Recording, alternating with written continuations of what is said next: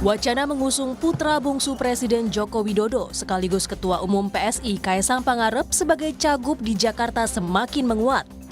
Partai Golkar salah satunya. Nama politisi Golkar sekaligus pengusaha Yusuf Hamka pun disodorkan jadi cawagup pendamping Kaesang Pangarep di Pilgub Jakarta. Yusuf Hamka bilang, pada 11 Juli lalu, usai Ketua Umum Golkar Erlangga Hartarto bertemu Ketua Umum PSI Kaesang Pangarep, dirinya tiba-tiba ditunjuk sebagai cawagup Kaesang jika putra bungsu Jokowi itu jadi maju di Pilgub Jakarta. Waktu itu kan cuma diajak makan ngobrol gitu, saya menceritakan bagaimana program-program Jakarta supaya bebas macet. Tahu-taunya ya sorenya saya diajak ke DPP Golkar, saya terus dikasih tahu itu. Nah, buat saya memang terkejut juga Pak, tapi ya buat saya kalau udah perintah ya itu tantangan. Ya memang sebelum saya mengatakan iya, saya menelpon dulu beberapa guru-guru saya tuh. Ketua Umum PAN Zulkifli Hasan merespons adanya wacana duet Ketua Umum PSI Kaesang Pangarep dan Yusuf Hamka dengan bilang tetap mendukung kader internal Zita Anjani maju sebagai cawagup di Pilkada Jakarta. Hingga saat ini dari Koalisi Indonesia Maju atau KIM belum ada kesepakatan terkait wacana itu dan belum memunculkan beberapa nama. Belum lagi terus ya, kita biar aja. Kalau PAN kan jelas tuh ada Zita Anjani ya. Jadi nanti akan dibicarakan seperti apa koalisinya, nama-nama yang muncul, terus ada yang baru ya, ada yang lama dan seterusnya. Bak Gayung bersambut, tak hanya parpol yang ramai-ramai mengusung Kaesang, Ketua Umum PSI ini pun rajin bangun komunikasi politik dengan parpol. Setelah berkunjung ke PKS, Kaesang juga berencana bertemu dengan Ketua DPP PDIP Puan Maharani. Lantas, di manakah langkah politik putra bungsu Presiden Jokowi ini berlabuh? Tim Liputan, Kompas TV. Saudara, lalu bagaimana langkah politik dari Kaesang Pangarep, Ketua Umum PSI sekaligus putra bungsu Presiden Joko Widodo ini ke depannya? Apakah akan ikut dalam kontestasi Pilkada 2024? Langsung saja kita bahas bersama dengan dua narasumber yang sudah bergabung di Kompas Malam. Saya sapa ada juru bicara PSI Mbak Sheryl Tanzil dan juga ada Direktur Eksekutif Carta Politika Mas Yunarto Wijaya, Mas Toto yang telah bergabung. Selamat malam, salam sehat Mbak Sheryl, Mas Toto. Ya halo semuanya, selamat malam. Ya saya ke Mbak Sheryl dulu nih, berarti ini udah fix ya? Atau belum, masih digodok ini Kaesang yang akan maju di Pilgub khususnya di Jakarta? Masih digodok ya, masih ada sekitar 40-an hari sebelum batas akhir KPU bagi parpol-parpol untuk memasukkan nama-nama calonnya. Tapi yang jelas saat ini sepertinya memang arah angin lagi cukup bagus lah untuk PSI ya, karena Mas Kaesang ini kan sudah banyak yang mengutarakan, misal dari Golkar menawarkan kalau mau maju ke DKI siap, bahkan disiapkan calon wakilnya yaitu Babah Alun atau yang dikenal dengan nama Yusuf Hamka ya, dan juga dari PAN itu sebenarnya juga sudah mengatakan kalau mau maju bisa dipasangkan dengan Zita, jadi ini pasangan anak muda. Tapi ya ini kita masih terus melihat sih bagaimana sih harapan publik, karena kalau kita bicara pilkada itu kan yang paling penting adalah ketokohan lokal ya. Jadi ini bukan berbeda dengan ketokohan nasional tapi ketokohan lokal, seperti itu. Oke, digodoknya ini sejauh mana, apa yang menjadi pertimbangan dari PSI sendiri? Apakah digodoknya ini alotnya tuh di internal PSI atau pembentukan koalisinya nih yang masih menjadi problem? Sebenarnya bukan alot ya bahasanya ya. Yang jelas PSI untuk di DKI kita punya 8 kursi. PSI sendiri cukup populer. Mungkin populernya paling populer di DKI ya sebagai partai begitu. Tapi kita juga ingat bahwa di Jawa Tengah juga itu sangat mengharapkan Mas Kaesang. Kita lihat dari survei-survei namanya elektabilitasnya itu mengangkat begitu. Dan kita juga punya basis yang kuat di sana. Di sana tentunya Pak Jokowi namanya begitu dikenal ya. Apalagi Mas Kaesang memang asli Jawa Tengah. Tapi ya ini tidak semudah itu ya ketika ingin memasangkan orang, kan bukan hanya bagaimana hasil survei atau partai mana yang menginginkan, tapi kita harus duduk bareng bicara dengan beberapa pihak lah, terutama dengan parpol-parpol yang akan memberikan tiket dan mendukung ya. Juga tentunya menghitung kira-kira cocoknya ini dengan siapa chemistry-nya, baik dari pasangan calonnya ataupun parpolnya. Dan tentunya begini, balik lagi ketika kita bicara pilkada, yang terpenting adalah apa sih harapan masyarakat ya, itu yang harus diserap betul-betul. Oke, ini yang masih jadi bahan pertimbangan, ya, salah satu bahan pertimbangan. Kalau Mas Toto melihatnya seperti apa? Kansnya Kaisang ini lebih kuat ke DKI Jakarta atau Jawa Tengah? Kalau saya setuju Mas Kaisang nggak maju dimanapun, karena Mas Kaisang ini menyandang beban Ketua Umum Partai Nasional bernama PSI. Jadi saya selalu sebutkan kalau Mas Kaisang misalnya menang pun menjadi kepala daerah, misalnya menang jadi Gubernur DKI Jakarta, seakan-akan PSI ini hanya menjadi partai Jakarta levelnya. Kalau menang di Jawa Tengah, PSI menjadi partai Jawa Tengah. Padahal kan target PSI tentu saja minimal ketika berbicara mengenai 2029 suaranya harus lebih tinggi walaupun sudah tidak memiliki parliamentary threshold. Itu pandangan saya. Tapi kalau masuk ke pertanyaan andai kata ingin maju pun akan lebih mungkin di Jakarta atau di Pilkada Jateng. Kalau kita berkaca dari hasil survei yang ada, memang lebih mungkin untuk Mas Kaisang masuk dalam pertarungan di Pilkada Jateng. Kita tahu beberapa rilis survei mengatakan Mas Kaisang surveinya bisa dikatakan tinggi, di top of mind nomor 1 bahkan. Dan kalau kita bicara mengenai isu politik dinasti atau darah biru itu masuk ke dalam Pilkada DKI cenderung lebih bisa dilihat secara negatif, berkaca minimal dari pengalaman Mas AHY ketika maju di 2017 ya, orang bisa melihat darah biru ini bukan aset tapi bisa jadi liabilities. Oke, sehingga Anda menyimpulkan bahwa baiknya Kaisang nggak usah maju begitu ya di kontestasi Kalau saya pilkada ini ya. pribadi, Mbak tapi Sheryl kalau gimana nih Mbak? tanya- Baiknya Kaisang nggak usah maju nih menurut Mas Toto? Saya tergelitik dengan bahasa dan istilah politik dinasti ya. Karena sebenarnya gini, kalau dinasti itu kan kerajaan, berarti suksesornya itu ditunjuk langsung dan sudah pasti mendapatkan jabatan begitu. Tapi kalau dalam demokrasi dan pemilu langsung, saya rasa politik dinasti ini, bahasa ini cukup merendahkan logika masyarakat yang akan jadi pemilih. Karena kita tahu one man one vote, siapapun yang dimajukan, satu, dia harus punya tiket, itu ada partai politik yang mau mengusung. Berarti partai politik itu sudah pasti punya hitungan bahwa orang ini punya kredibilitas, punya sesuatu untuk dijual sehingga layak untuk diusung. Dan yang kedua, pada akhirnya rakyat yang akan menentukan begitu. Jadi siapapun juga orang yang mau maju silahkan. Tapi pertanyaannya, ada yang mau mengusung nggak? Kedua, rakyat mau pilih nggak? Nah tadi bagus kalau Mas Toto menggunakan contoh Mas AHY ya, yang kita tahu pada saat itu juga darah biru begitu. Tapi ya terbukti kan masyarakat ternyata juga punya logikanya sendiri. Jadi saya rasa ini sih kita nggak usah lah bicara politik dinasti ya, tapi kita harus percaya bahwa rakyat itu apalagi di DKI Jakarta begitu ya, sangat kritis pemilihnya. Saya bisa mengatakan ini karena saya sendiri dulu maju di Dapil DKI 3. Jadi saya tahu betul bagaimana karakter masyarakat DKI gitu. Bahkan mereka punya istilah gini, kita ambil amplopnya dari berbagai parpol, dari berbagai caleg, tapi belum tentu kita pilih. Jadi sekritis itu gitu loh mereka. Karena mereka tahu betul bagaimana ketika orang yang bagus, misalnya ketika Pak BTP begitu memimpin DKI, bagus sekali dan mereka ingin mempertahankan status seperti itu begitu di Jakarta. Punya Oke. pemimpin yang memangkas birokrasi dan betul-betul memperhatikan rakyat dengan program-programnya. Itu yang dan menurut Anda salah satu yang sosok yang bagus untuk di Jakarta adalah Kaisang begitu ya? Saat ini begini, saat ini Mas Kaisang belum memutuskan apakah maju atau tidak. Yang jelas Kaisang sendiri dengan usianya sangat representatif dan relevan untuk pemilih. Karena saat ini pemilih kan sebagian besar masih dari anak muda ya, kaum milenial muda dan Gen Z begitu. Oke. Jadi memang ada relevansi. Sepertinya ini juga yang membuat namanya begitu cepat melejit begitu. Oke, Mas Toto tanggapannya. Ini merepresentasikan pemilih sekarang gitu, salah satu pertimbangannya. Saya ingin menjawab juga ya, perbedaan tafsir mengenai darah biru dan dalam konteks negatif atau variabel netral. Kita coba bandingkan apakah darah biru tidak terjadi dalam politik negara maju? Ada. Di Amerika Serikat kita tahu ada Kennedy, ada Clinton. Yang membedakan adalah partai dalam proses pemilihan seseorang menjadi calon itu mengenal istilah demokratisasi bernama konvensi loh. Di tiap negara bagian ada kemudian proses yang dilewati. Jadi kita nggak bisa bicara lompat tiba-tiba pada logika yang penting ujungnya adalah masyarakat yang memilih. Tidak. Demokratisasi itu dimulai dari hulunya, proses pencalonan. Itu yang membedakan apa yang terjadi di Indonesia misalnya dengan di negara maju. Jadi bukan anti terhadap darah biru atau bagian dari dinasti politik. Itu sebuah keniscayaan. Yang kedua, sebetulnya kan catatannya adalah kalau kita bandingkan dengan Mas AHY maju di Pilkada 2017.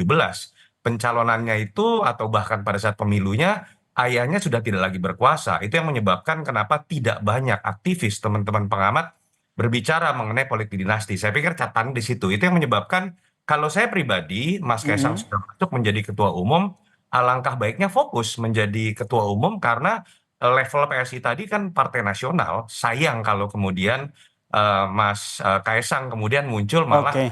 ada batasan hanya menjadi seorang kepala daerah yang itu akan menyebabkan image dari PSI juga hanya menjadi bagian dari daerah Oke. tersebut, lagi partai nasional. Berarti lebih kepada sayang begitu ya kalau seorang ketum begitu masa maju menjadi seorang pilgub begitu. Ini kan tidak apple to apple begitu dengan PSI ya. Kemudian jadi yang menarik perhatian kita nih Mbak Sheryl dan juga Mas Toto nih adalah silaturahmi yang dilakukan oleh Kaisang Pangarep begitu. Kemarin ke PKS, kemudian wacananya juga akan bertemu dengan Ketua DPP PDI Perjuangan Puan Maharani. Ini kira-kira kapan ya? Apakah ini akan terrealisasi begitu? Nanti akan kita bahas ya, Mbak Sheryl dan juga Mas Toto. Usai jeda berikut ini, tetaplah bersama kami di Kompas Malam, saudara.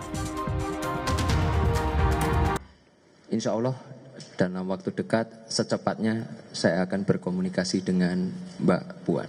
Terus tadi mengenai Jawa Tengah, saya terima kasih juga kepada Gerindra karena sudah membuka saya berpasangan dengan Pak Ahmad Lutfi. Tapi sekali lagi izinkan saya karena nanti kan 27 Agustus ini masih 49 hari lagi, mohon ditunggu aja. Kita masih membahas soal langkah politik dari Kaisang Pangarep di Pilkada 2024 ini termasuk di Pilgub Jakarta ataupun Jawa Tengah. Tadi sama-sama kita dengarkan pernyataan dari Kaisang Pangarep yang bilang bahwa insya Allah akan bertemu dengan Ketua DPP Puan Maharani. Ini langsung saya tanyakan nih ke Mbak Sheryl. Jadi kapan nih rencana pertemuan itu? Kayaknya agak sulit begitu. Kalau seandainya Mbak Sheryl bilang saya nggak tahu begitu. Tadi udah dijawab sama Mas Kaisang ya insya Allah gitu. Tapi yang jelas gini, dalam pekan ini kita akan ketemu satu parpol lagi, parpol besar juga gitu ya. PDIP berarti ya? Jadi memang satu parpol besar itu saya belum ya? bisa jawab. Saya belum bisa jawab, tapi nanti pasti kita akan lempar rilis untuk teman-teman media. Tapi yang jelas memang kita juga menyambut baik nih animo dari parpol-parpol gitu ya, yang senior-senior gitu. Mulai berdatangan undangan untuk datang saling menyambangi DPP begitu. Kalau di level DKI begitu, di level provinsi kemarin persis dari DPW DKI PSI itu sudah bertemu dengan DPD Demokrat DKI ya. Jadi komunikasi memang terus dijalin ini untuk mencari chemistry dan ya memang pada akhirnya ketika kita bicara demokrasi, parpol ini kan sebuah kendaraan ya, dan tentunya kita nggak bisa berjalan sendiri, kita harus kerjasama gitu loh. Seperti apa sih kita mau bikin apa nih, dan tentunya kalau cuma PSI aja kan kursi kita nggak cukup, meskipun kita punya 8 kursi di DKI ya. Jadi kursi kita nggak cukup untuk mengusung Kaisang maju di Pilgub Jakarta begitu ya? Ya tentunya 8 kursi kan nggak cukup, tapi yang jelas 8 kursi itu untuk sebuah partai yang berumur baby, berumur seumur jagung gitu ya. Ini suatu pencapaian luar biasa menurut saya. Oke, saya ke Mas Toto. Mas Toto, jadi menurut Mas Toto nanti akan bermuara seperti apa nih? Kalau kita lihat kan ini bisa dikatakan nih all out banget nih. Kaisang silaturahmi ke sejumlah partai politik. Ini secara tidak langsung bisa mematahkan apa yang tadi disampaikan oleh Mas Toto begitu. Bahwa Kaisang tidak layak maju ke Pilgub.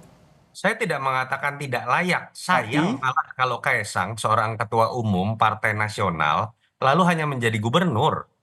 Entah itu di Jateng atau di DKI. Makanya kalau apa yang tadi Mas Yasir sebutkan, itu kan fungsi seorang ketua umum, melakukan komunikasi. Lalu kemudian berdiri sejajar dengan partai lolos parliamentary threshold. Di situ Mas Kaisang bisa menunjukkan kapasitasnya, tidak sebagai karbitan seperti dikritik oleh banyak pihak, termasuk saya misalnya.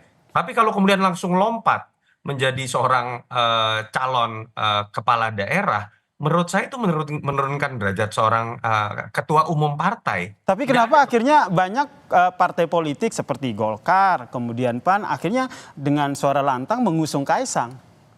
Ya, kalau bicara mengenai pengaruh Jokowi memang masih sangat besar. Kalau bicara mengenai peluang, apalagi di Jawa Tengah, memang sangat besar. Saya selalu mengatakan malah sebagai pendukung Jokowi ya di 2014-2019, Pak Jokowi hati-hati dengan orang-orang yang terus-menerus mendorong Pak Jokowi dan keluarganya karena ingin pengaruh besar dari magnet elektoral bernama Jokowi.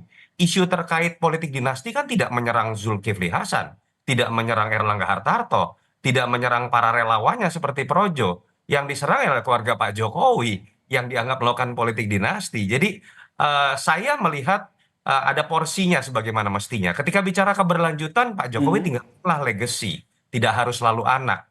ketika Mas Gibran sudah terpilih, hormati itu dan posisikan Mas Gibran dengan tugas sebagai wapres. Ketika Mas Kaisang sudah menjadi ketua umum dengan segala kritik karena beberapa hari saja langsung kemudian menjadi ketua umum, biarkan Mas Kaisang dalam posisi ketua umumnya menjalankan peran sebagaimana mestinya. Jangan Oke.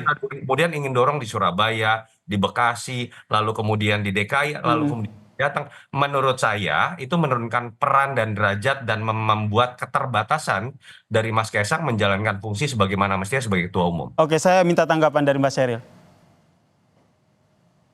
Ya sah-sah aja ya, kan Mas Toto ini kan pasti bicaranya data, apalagi udah lama juga ikut dengan Pak Jokowi ya, dari tadi 2014, 2019 mengikuti perjalanannya. Dan saya rasa Mas Toto juga melihat kan perjalanan seorang Kaisang dari waktu itu masih ya seorang ABG lah gitu, anak baru besar ya, ketika ayahnya menjadi presiden gitu loh. Mungkin waktu itu bahkan baru pertama kali ke DKI. Kalau saya pribadi melihatnya, saya juga mengikuti perjalanan keluarga Pak Jokowi. Saya melihat Pak Jokowi ini berhasil mendidik anak-anaknya. Mas Kaisang kita ingat waktu itu masih kuliah di luar negeri, dia datang itu tidak dijemput dengan iringan khusus, dia bahkan naik bus patas biasa yang ada di bandara untuk pulang ke rumahnya begitu. Saya rasa ini merupakan sebuah modal ya. Kita tidak bicara umur atau bagaimanapun juga, tapi kita hanya ingin melihat bagaimana sih animo masyarakat, apakah masyarakat betul-betul menginginkan Mas Kaisang atau tidak. Karena sampai detik ini pun dari ketum kami belum pernah bilang bahwa dia akan maju atau tidak dan apakah Mm-mm. kalau maju akan di daerah mana. Jadi kita Oke. tunggu bersama kejutannya nanti di bulan Agustus. Oke, tapi bagaimana pendapat Anda seperti yang tadi disampaikan oleh Mas Toto begitu? Masih ada pengaruh sosok Presiden Joko Widodo di karir politik dari Kaisang? Saya rasa nggak masalah ya, itu wajar-wajar saja karena Presiden Jokowi ini meskipun sudah tinggal hitungan bulan, hitungan jari begitu ya, bulan masa jabatan seorang presiden, tapi saya tidak melihat akan menjadi seorang lemdak gitu ya. Biasanya itu kan presiden di periode keduanya sudah mulai ditinggalkan oleh orang-orang yang bersekutu untuk mendukung dia karena orang sudah mulai merapat ke calon presiden berikutnya begitu yang sudah terpilih elected. Tapi saya melihat sampai detik ini Pak Jokowi misalnya approval ratingnya by LSI itu di Jawa Tengah saja 80% lebih. Kalau kita bicara nasional saya rasa masih 70% lebih. Jadi ini sangat wajar ketika masyarakat Indonesia yang merasakan kinerja Pak Jokowi bagus. Lalu masyarakat Solo yang melihat bagaimana Gibran begitu bekerja keras untuk Solo dan dalam debat capres-cawapres kemarin juga begitu artikulatif dalam memaparkan visi misinya, ya jadi nggak ada apa ya, bukan sesuatu yang mengagetkan ketika orang lalu melirik anak putra Jokowi yang satu lagi yaitu Kaisang Pangarep. Tapi kita lihat bersama lah. Saya rasa masyarakat juga excited melihat bagaimana perkembangan dinamika politik, apakah Kaisang akan maju atau tidak.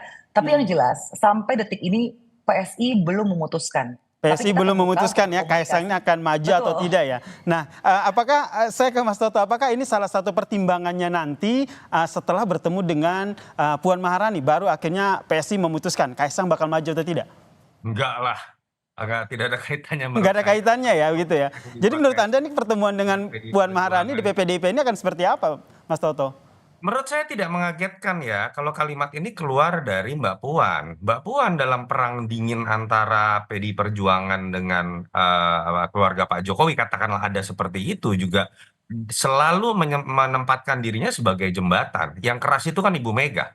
Jadi menurut saya tidak ada hal yang baru. Pertanyaannya adalah apakah silaturahmi ini bisa berbuah kepada sebuah kerjasama politik, apalagi termasuk pertanyaan mengenai PDI Perjuangan akan masuk misalnya ke dalam koalisi Prabowo Gibran, saya pikir tidak. Karena Mbak Puan memiliki peran penting, tapi pengambilan keputusan strategis sepertinya masih terpusat pada Ibu Mega. Tapi apapun itu menurut saya silaturahmi terlepas tidak akan berbuah pada keputusan politik, sesuatu yang harus dijalankan untuk mendinginkan tensi dan menimbulkan untuk menjawab banyak tafsir dari berbagai macam pihak. Jadi kita harus lihat ini tetap secara positif. Katakanlah kalau kemudian ada kerjasama politik, anggaplah sebagai sebuah bonus, walaupun terkaan saya tetap lebih mengarah kepada PDI Perjuangan akan mengambil sikap di luar Oke. pemerintahan Prabowo Gibran. Kalau dari Mbak Sheryl sendiri, rencana pertemuan ini emang apa sih yang diinginkan oleh PSI sendiri ketika bersilaturahmi dengan PDIP melalui Puan Maharani ini? Sejak Mas Kaisang menjadi ketum kami sudah pernah satu kali bertemu dengan Mbak Puan itu pada saat masa kampanye Pilpres ya. Tapi setelah itu belum ada komunikasi lagi, tapi yang jelas kalau memang kami diundang tentunya kami akan bertandang ya, kita akan memenuhi undangan. seperti layaknya budaya timur lah, apalagi kita kan partai junior begitu. Tapi yang jelas memang saat ini komunikasi antar parpol banyak sekali yang terus mengundang Mas Kaisang. Sepertinya banyak DPP partai juga ingin mengetahui seperti apa sih pokok pikiran dari seorang anak muda yang lalu menjadi ketum partai yang banyak dikritik orang, tapi tiba-tiba ketika di pilkada namanya meroket begitu. Meskipun di awal banyak sekali nada-nada miring dan nyinyir ya yang meragukan kepemimpinan Mas Kaisang, tapi ya saya rasa sekarang ya fakta-fakta bicara bahwa Mas Kaisang ini diinginkan oleh rakyat.